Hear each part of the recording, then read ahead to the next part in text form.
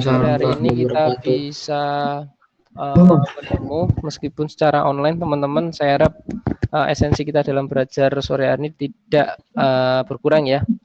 Tidak berkurang dulu. Ya, Mas Muhammad, gimana?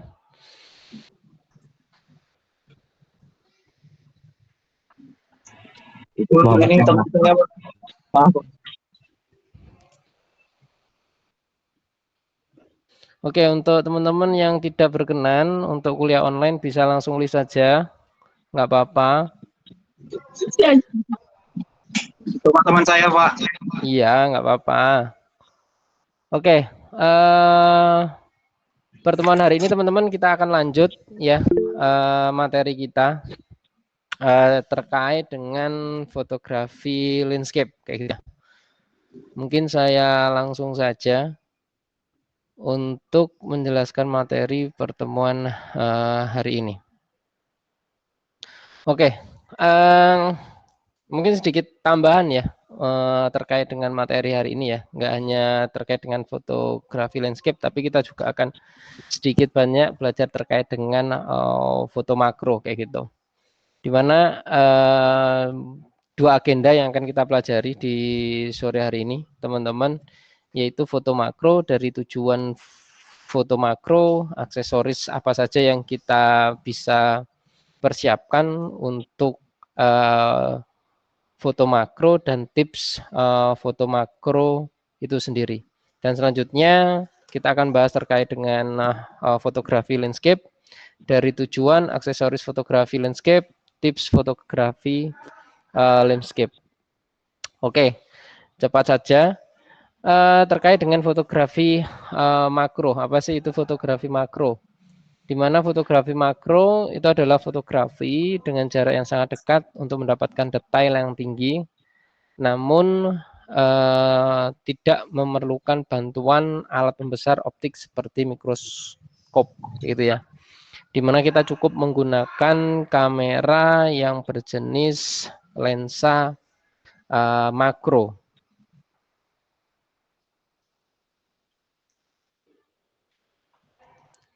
Nah, tujuan dari foto makro itu sendiri, teman-teman,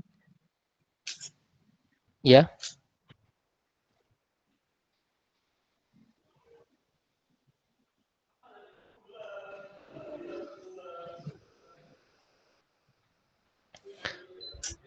Oke, saya lanjut ya. Jadi, ya Mas Kristianto, ada apa?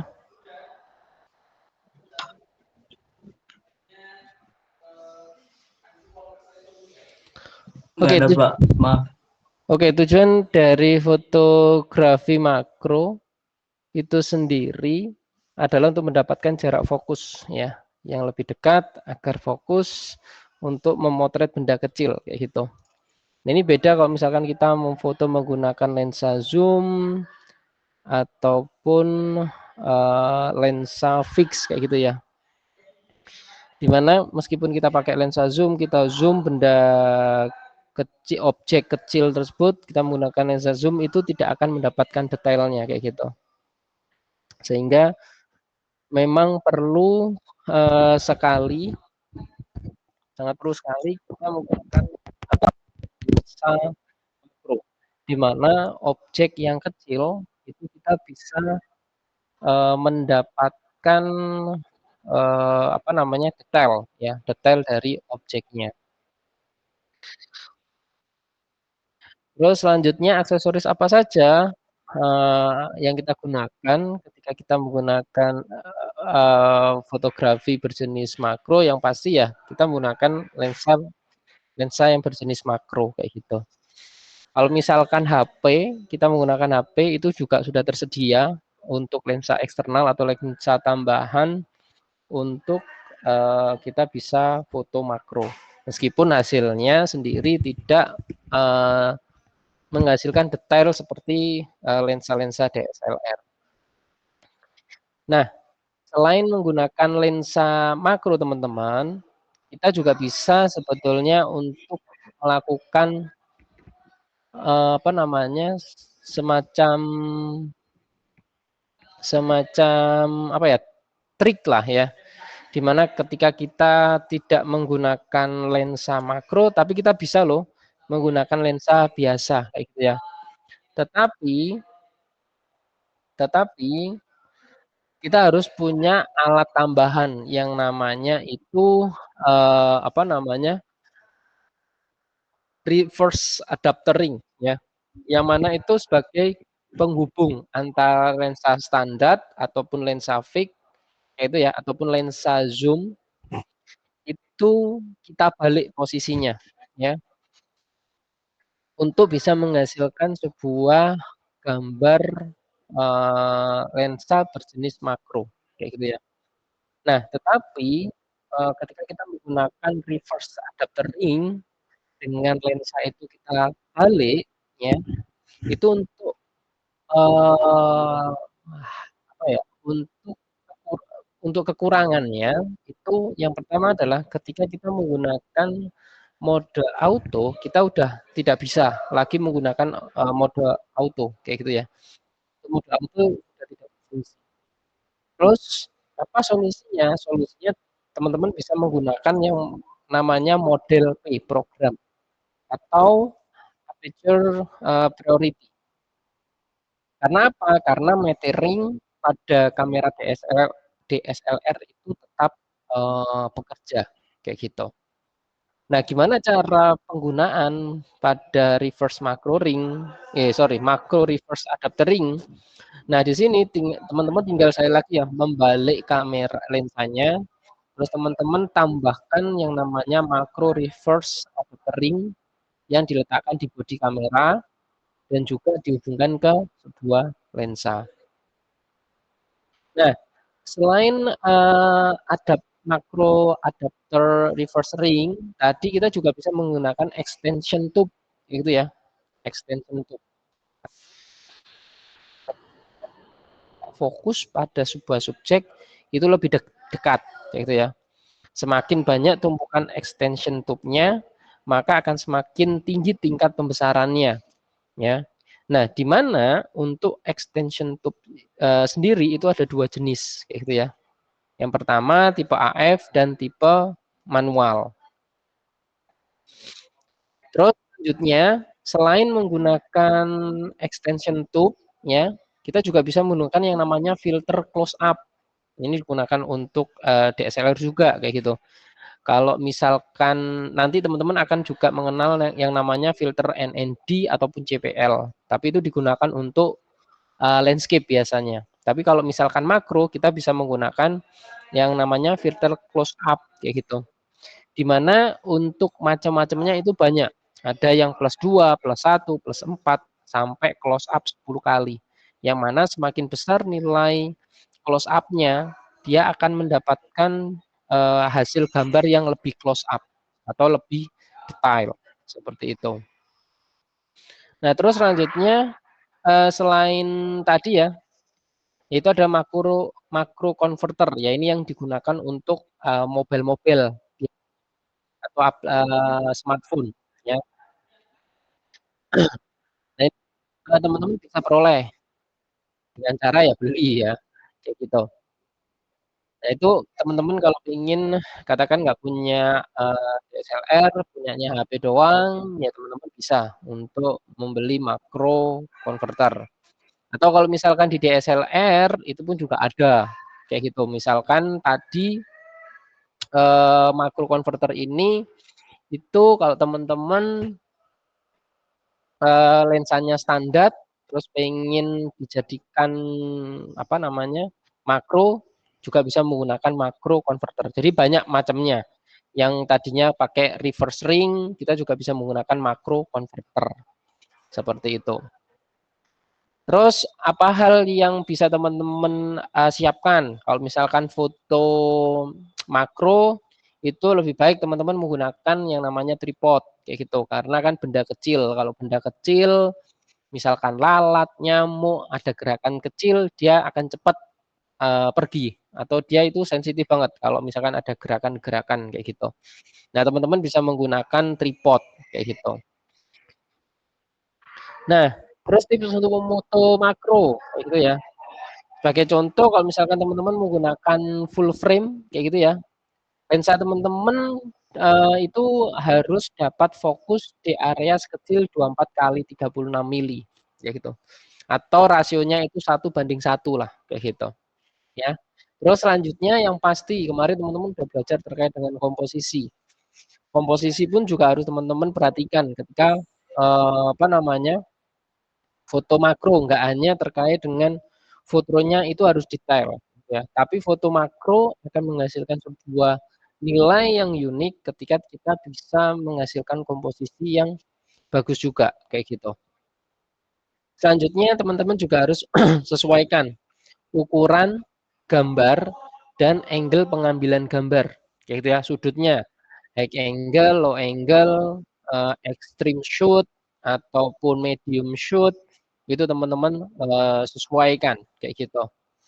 Dan gunakan depth atau deep of field dengan nilai yang kecil, bukaan lebar, sehingga titik fokus objek itu kita dapat sangat detail seperti itu. Nah, terus lanjut ke fotografi landscape. Tapi sebelum kita ke fotografi landscape, dari sini apakah ada yang ditanyakan? Enggak, Pak. Tidak, Pak. Oke.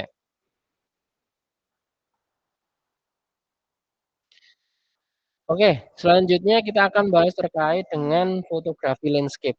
Di mana fotografi landscape atau kita sebut dengan landscape, gitu ya, adalah sebuah gambar hamparan alam dan seluruh isinya yang alamiah, ya. Di mana kalau teman-teman fotografi landscape ya pasti teman-teman foto pemandangan lah, foto laut, luasan laut, hamparan pasir dan sebagainya, gitu ya. Di mana pengen menunjukkan suatu keindahan. Nah, tujuan goal dari landscape adalah untuk memperlihatkan sebuah keindahan alam, kayak gitu. Nah, untuk aksesoris fotografi yang perlu teman-teman persiapkan dalam fotografi landscape teman-teman, yang pasti ya kamera, lensa. Nah, yang lain apa? Yang lain adalah ada yang namanya filter, yang tadi saya sampaikan, filter ND sama filter CPL. Di mana filter ND ini digunakan density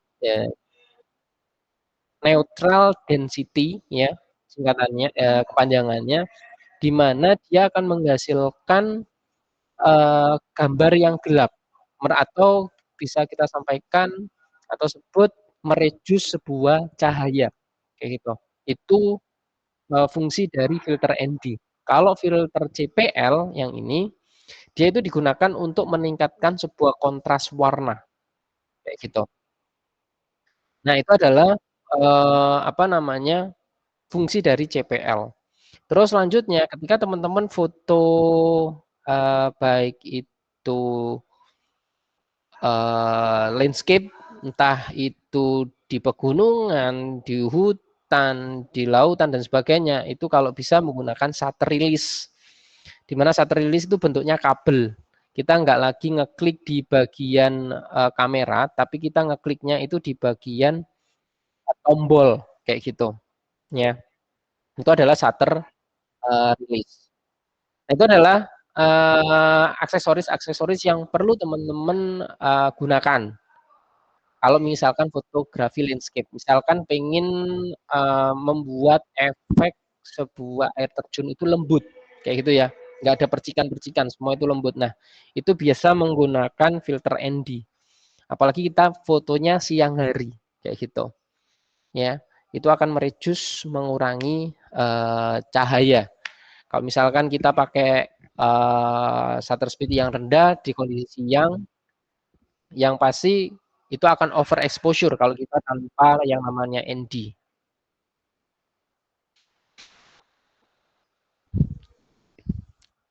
Oke, terus jenis-jenis dari fotografi landscape itu ada banyak jenisnya. Yang pertama yaitu fotografi representasi, di mana fotografi ini itu bisa menjadikan sebuah pemikiran. Apa yang kalian lihat ya itu yang kalian dapat kayak gitu. Itu adalah fotografi representasi kayak gitu ya.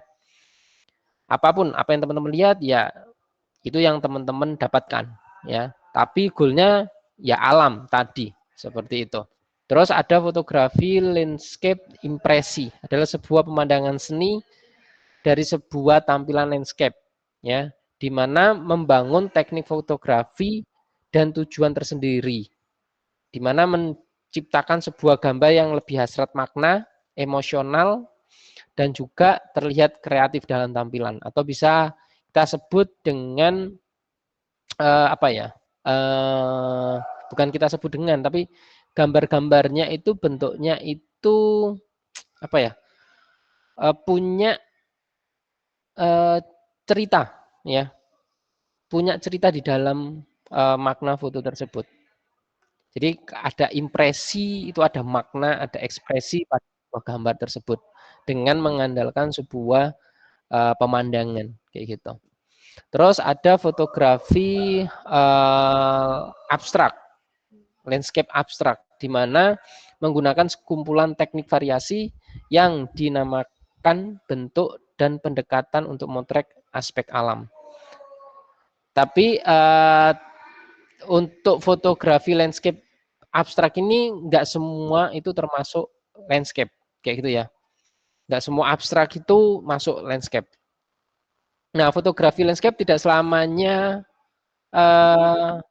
adalah fotografi alam tadi ya. Nggak hanya fotografi alam, tapi landscape urban, perkotaan, gedung-gedung pencakar langit, terus bangunan-bangunan tinggi. Nah, itu adalah termasuk fotografi landscape. Misalkan urban ataupun pedesaan, nah kita akan menunjukkan kondisi pemandangan apa namanya pedesaan tersebut, kayak gitu ya.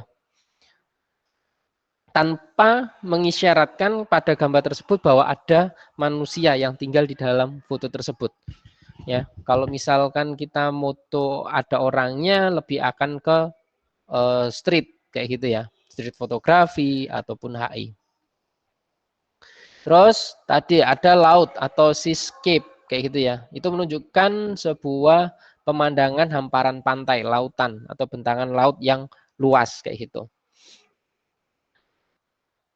Terus selanjutnya juga ada yang namanya fotografi landscape atau urban atau pemandangan di perkotaan, di mana menampilkan perkotaan serta banyaknya kegiatan hiruk pikuk manusia di dalamnya kayak gitu. Tetapi balik bukan manusia ya, manusia yang menjadi point of view-nya, tapi manusianya adalah sebagai pelengkap kayak gitu. Dan biasanya untuk kondisi landscape pemandangan di perkotaan itu lebih banyak menggambarkan kondisi dari perkotaan itu perkotaan itu sendiri. Nah, genre dari fotografi landscape ya, selain urban atau pemandangan perkotaan itu ada cityscape ya, cityscape, arsitektur, kalau Candid Street ini bukan ya. Ini ikutnya di HI ataupun human interest. Nah, mungkin itu materi terkait dengan pertemuan hari ini ya. Apakah ada pertanyaan?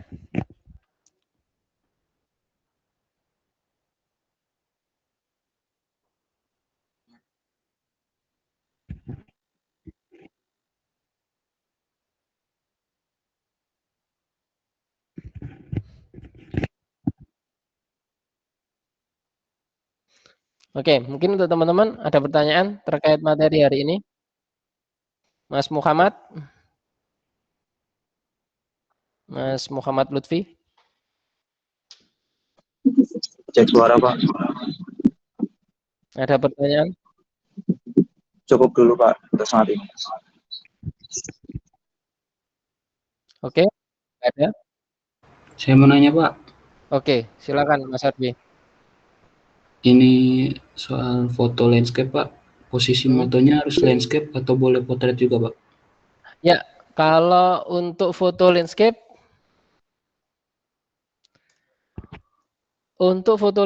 itu direkomendasikan tetap kondisi kamera itu landscape, Mas. Kenapa? Untuk mendapatkan luas sebuah pemandangan tadi. Terima kasih, Pak. Oke, siap. Ada lagi?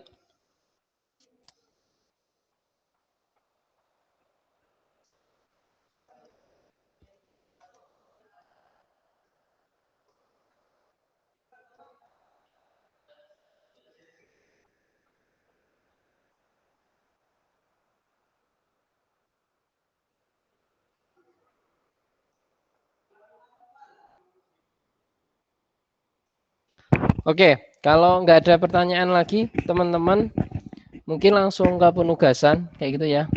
Dimana untuk penugasan teman-teman untuk pertemuan hari ini, itu teman-teman silakan membuat 4 foto ya. Dimana 4 foto itu terdiri dari 2 foto makro dan juga 2 foto landscape. Dimana 2 foto landscape ini terdiri dari 2 jenis foto landscape yang sudah saya sebutkan tadi. Oke, ada pertanyaan terkait dengan tugas? Itu Pak, materinya nanti bisa di-share di Classroom nggak Pak? Bisa, nanti akan saya Oke share. Pak, terima kasih. Sama Ya. yang materi kemarin Pak. Oke, nanti pertemuan 1 sampai pertemuan hari ini akan saya share nanti.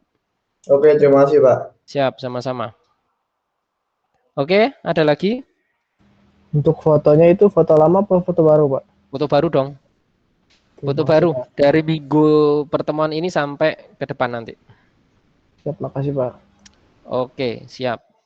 Oke, kalau dirasa tidak ada pertanyaan lagi, mungkin untuk pertemuan hari ini saya cukupkan. Silakan teman-teman kalau misalkan ada waktu 30 menit ini teman-teman bisa gunakan untuk memfoto, apalagi kondisinya juga kondisi sedang hujan ya atau mendung ini sangat enak untuk teman-teman memfoto pemandangan di kondisi yang agak gloomy nih kayak gitu.